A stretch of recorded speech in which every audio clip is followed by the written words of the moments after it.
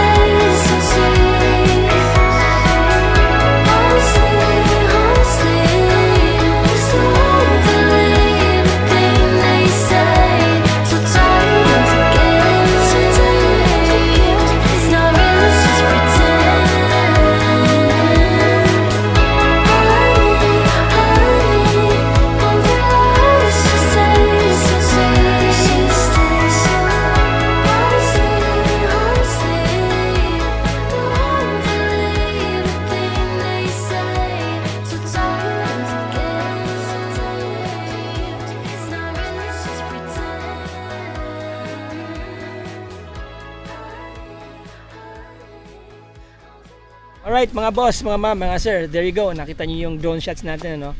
Ang ganda ng kanyang scenery, ang ganda ng kanyang, alam niyo na, ang ganda ng pagkakapwesto niya, 'di ba? Malayo sa kabihasnan and yet very accessible itong farm na to. Ano po?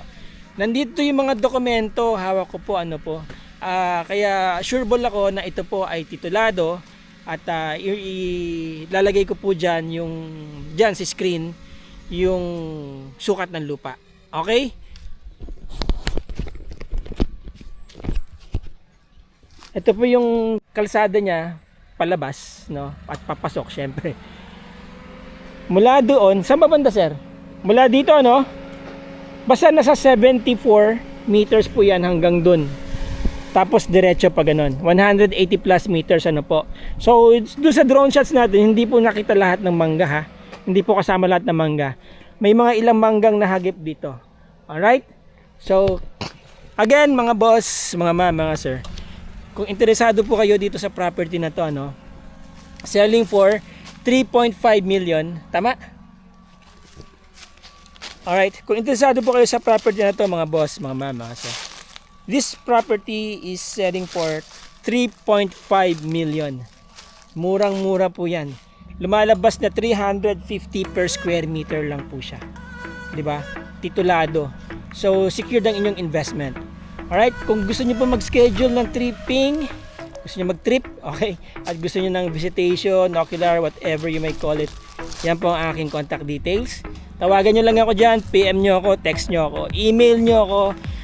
Kung gusto niyo akong i-message sa Messenger, nandiyan po yung aking Facebook link, nandiyan po sa baba, sa description.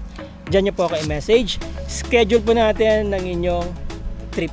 Alright, maraming salamat mga boss, mga sir. Till the next video, ciao!